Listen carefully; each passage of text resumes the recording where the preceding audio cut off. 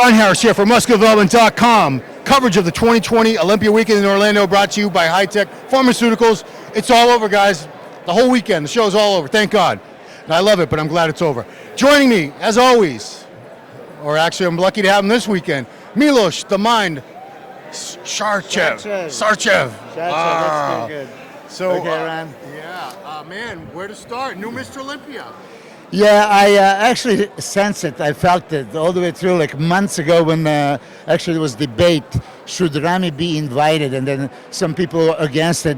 This is why he was invited, because he was a potential winner of the show, and he proved it. So that special invitation, no matter how many people were against it, I was completely for it, because he deserved it. This is the physique that could win the Olympia. It's going to bring the competition, and he did. He bring it on, spectacular showing, and I think there was no doubt. I'm sure he's going to be a first place across the board. Yeah, I mean, I think this restored a lot of people's faith in the judging, because all day long I was hearing, oh, they're not going to let Ramy win. It's going to be politics. They're going to make Phil, just because Phil won 7, they want him to win 8. They're going to let Phil win. Or Brandon's he's the reigning champion. They're not going to let anyone beat Brandon.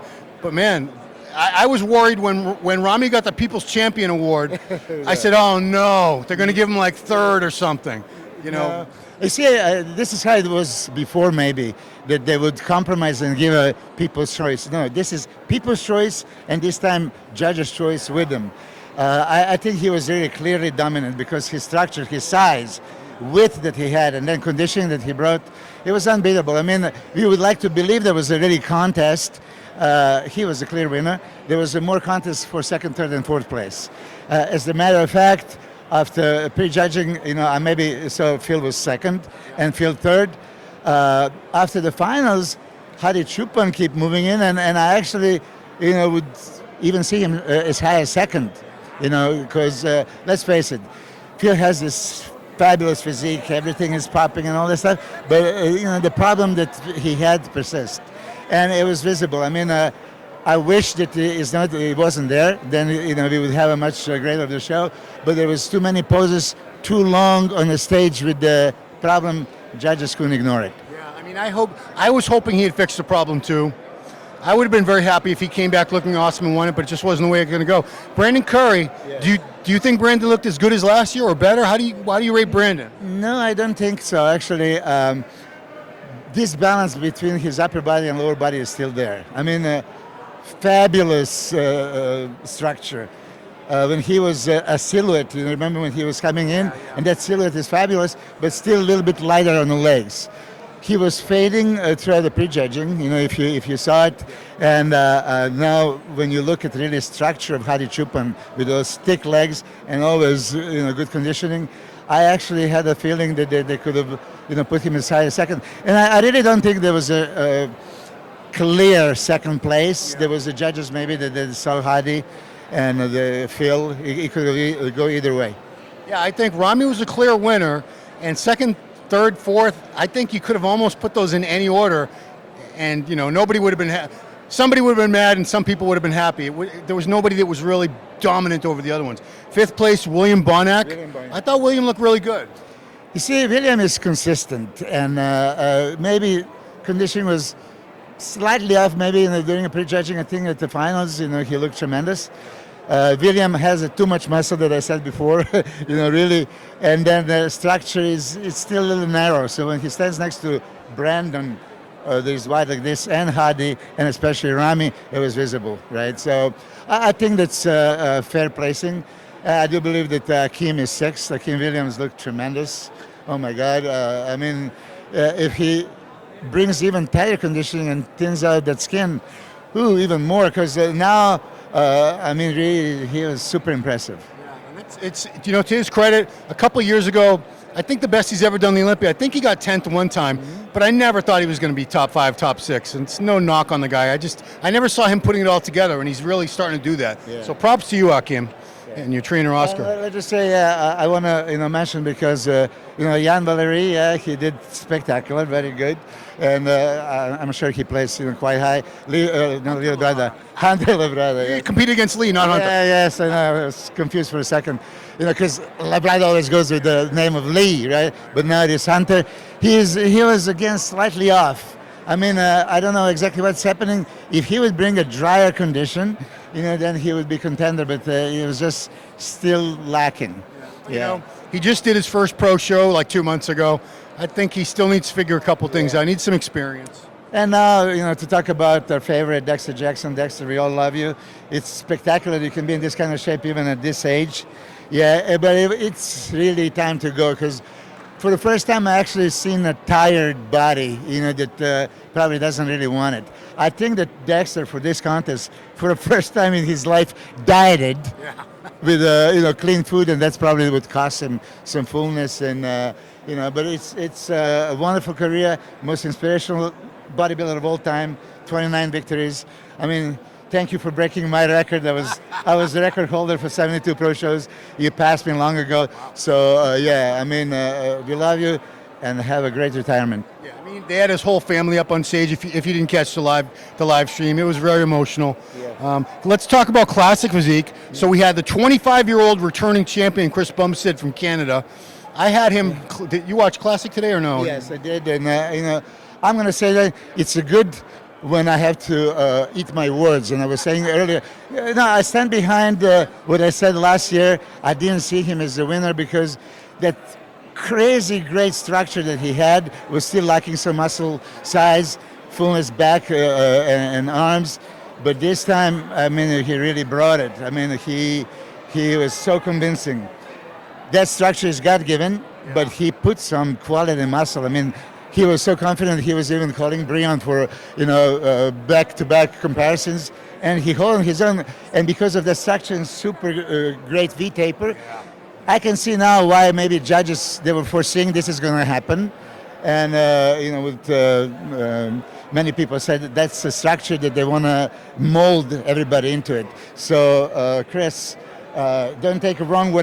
I always wish the best, and when I said there was no bodybuilding contest that he could beat Brian and George Peterson, for example. Yep. Now I think that even in bodybuilding contests, you can beat him. Yes, because he really now, the structure with the great muscle size and roundness, definition. I wasn't even sure how much he'd improved, but his coach, who's also his brother-in-law, Ian Valliere, yes. I don't know if you saw his Instagram, he posted a rear double bicep shot from last year next to one from this year, and it was a very big. It was shocking, and I mean, I have to say, I always call it as I see it. Yeah. I don't have a favorite, and I can talk about it. I wish everybody the best, but as an analyst, I have to say my true opinion, and a lot of people encourage me. I mean, don't be political, say what you mean. Yeah. And Chris definitely deserved it. Oh my God, and there's something also about him, that confidence, stage presence that he has. I mean, it is dominating. And he didn't have that before. He was kind of shy up on stage before. I think that really now he is convinced that he's by far the best. I said this, and I don't hide it last year. I don't think he was convincing, and if I'm a judge, I wouldn't give it to him. If I was a judge today, I would definitely give it to him. So a real big upset was Terrence Ruffin in second, and Brian going all the way down to third. Yeah. I was at judging, and I feel that after judging today, I still had Brian in second, but tonight, Brian flattened out. Brian did not look as good tonight at all, and I think that's where Terrence Rough Diesel got right ahead of him, and rightfully so. He looked phenomenal tonight. Yeah, plus, don't discard his posing skills, and that posing routine was going to give chills and sway you in your way. I mean, there was very close between Brian and Terrence. I think what I mentioned before, Brian had a little bit narrow structure, so there was more V-taper to Terrence, and conditioning was very good. Terrence didn't have arms like Brian, but again, if this is classic and they go with the structure, maybe this is why they went Terrence's way. Yeah, I do think we're starting to see there's a very different judging criteria for classic. It's not judged exactly the way bodybuilding is, and that's good. Why have a new division if you're going to judge it just like all the other divisions? So fourth place was Alex Cambronero, the Arnold Classic champ. Fifth place, Brian Jones. To me, I never heard of this guy until he won the Chicago Pro a couple months ago. I think he has potential to win this thing in a year or two. Yeah, he has the potential. Of course, there's a lot of guys, Steve Lauros, there's a lot of those potential great genetics, great structures that if they mold themselves into the perfect conditioning. They can possibly take the show.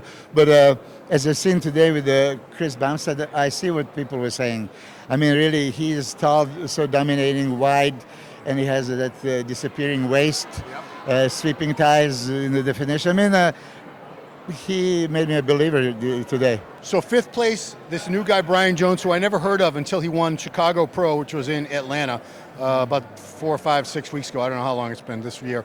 But man, what potential on this guy. Tall, beautiful shape, tiny waist, hits a lot of unique poses. I think he has potential to win this thing maybe a year, 2 years from now. Crazy potential. I mean, arms, oh my God, right? And just muscle quality already, maturity. See, some people have it, some don't. He already has it. God-given structure. If he continues improving, chiseling, he's going to be a definite contender. Anyone in Classic that impressed you that you think has the potential to move up maybe next year? I mean, I always like Danny Yonan.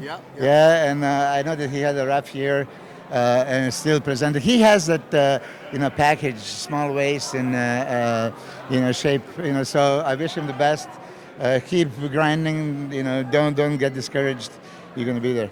He lives in that. Where do you used to live? Like in Southern California. It was close to San Diego. San Diego somewhere, yeah. Yeah, he lives in the same town, wherever you used to live. I know that. I don't know why I remember that. Driving to Fit Nation a couple of times before to train with me, so I know he's somewhere from San Diego. Beautiful physique on Danny. Keep your head up, kid. You're going far. So just to run through a couple of things real quick. Bikini, we had a new champion in Janet Leog. She had been the runner-up 3 different times. Second place, Jennifer Dory. Third, Attila Santiago Santos. Fourth, former champ Angela Teixeira. Fifth, Lauralee Chapados. And the crazy thing was the reigning bikini champion, Isa Piccini, did not even make the top 5. And I knew that in the judging because they had her way over to the side and they never moved her. You see, I mean, I don't really understand because she looked quite the same as last year, maybe even improved. But this is how close bikini is. And, first I want to say congratulations to Janet. Oh, my God, 3 times runner-up. She has that's something special about her.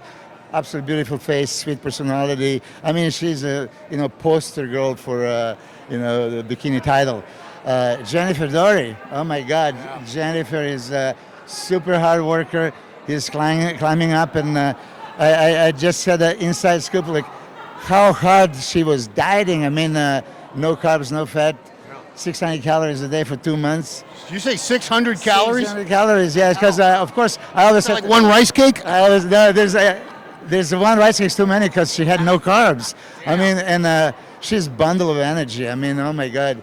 Mark Anthony, a good friend of mine, her boyfriend was supporting her. Which Mark, that's what we needed when we competed, and our significant others. So great job, Jennifer. Absolutely. Third place was. Attila, right? Yes, she was third place, yeah. And she's also up-and-coming champion for sure. We talk about her in... she was on the cover of MD. Yeah, but the show that she also won, she came from Brazil. New York, yeah. New York, okay. She had to quarantine in Mexico for 2 weeks for that. Yeah. Beautiful face, beautiful body. Girl next door, just like super pleasant. It's going to be very hard to beat. I mean, that's why I don't think there was a huge difference. There was probably difference between first and sixth place, a couple of points. It could be coin toss and go either way. Janet gave hope to all the American bikini women out there. This is the first non-Brazilian to win in a very long time, guys. I didn't know that. Yeah, it's been Brazilians for a long time. Which proves, a lot of people come to me and say, IBB is political. And no, hell no. Which actually happens in other federations that I know that they are very much adjusting the score sheets and all that stuff. Not here. You come here, you prove it. Doesn't matter if you speak English or not, because they were also saying, would they ever give it to Rami or Hadi because they don't speak really English? What this has to do with or they're from the Middle East, or they're Muslim. I've heard all the stories. No nationalities, no favoritism. If you're better, you win. And I must say this about the judges. I'm impressed because they can actually glance through like 6 people at the same time, and they don't have too much time. And to pick the right winners in such a short time, you do have to be an expert. Men's physique, we had a new champ. He was actually the champ 2 years ago, Brendan Hendrickson, but he beat the reigning champ, Raymond Edmonds. Third place is Kyron Holden. Fourth, Jeremy Potvin. Fifth, Andre Lincoln. Is that everything? Yeah, that's all the divisions. Ah. Yes. Brandon had that incredible physique. I know when I went to China, there was his poster, and he looked tremendous. He, has a, bodybuilding body, right? The capped shoulders, good chest, small waist. So a lot of people are molding themselves into it. Then I think that the direction that the men's physique was going, okay, scale down. We don't need this much fullness, this much roundness. But as soon as I saw him today, I mean, how can you deny it? This is beautiful shape, great condition. So, I'm happy for him that he came back and took it again. Yeah. Because, people were saying, complaining they were getting too big, whatever. They were starting to look a little bit like bodybuilders, but then he started marking the guys down who were too big. I think they found what they like in that division. Yeah, but I do have one more thing to say, please. Yeah, go for it. Yes. As classic physique came with the longer shorts and now they reduced it, why on earth, for the love of God, would you allow athletes to have shorts up to your knees and not judge the legs? Yeah. Please consider to at least cut them in half and have some legs showing, so those guys are not going to be able to have excuse and not to have a leg day. Because you had to buy them from the NPC for a long time, I think. So they must have a lot of the old style left over. Give those ones to the men's physique guys, because then you could see at least half the quad or something. It should be. I mean, really, how can you allowed to be judged just halfway? And not just that. I mean, I would suggest bringing a couple of poses, because if you just have a frontal legs that you repeat 10 times, it's quite annoying, right? So at least if you give them a chance to present themselves, let them present their muscles. Yeah. I don't know if they should be posing or anything, but at least let's see some more of the physique. Yes, and classic physique should have a lat spread pose. Absolutely, front lat spread. Why not, guys? And back. Yeah, I could deal without the. If you give him a front lat, let's not. We can't ask for too much, guys. Okay, well, maybe next year we'll ask for that. If you ask me to choose, I would do front lat spread too. Yeah. All right, guys, that is going to do it for our coverage of the 2020 Olympia weekend in Orlando, brought to you by High Tech Pharmaceuticals. Thank you so much, Milos. I'm saying that Milos. Milos, okay. I say it the correct way from the old Yugoslavia. But Milos, thank you so much. Great opinions. Always and a pleasure, yes. As always. Always good to see you. Yeah, and I'm happy to be free to express my opinion. You always encourage me, so I don't hold back. Yeah. To a point. To the point, okay. Thank you. Cool, man. All right, guys, thank you so much for watching. Check out the musculardevelopment.com website and forum. We have contest galleries from the show. We have a play-by-play thread with tons of pictures on there and opinions and insights. More videos on this YouTube channel. Check it all out. We appreciate it. So for Ron Harris and Milos Sarcev, we'll see you at the next one.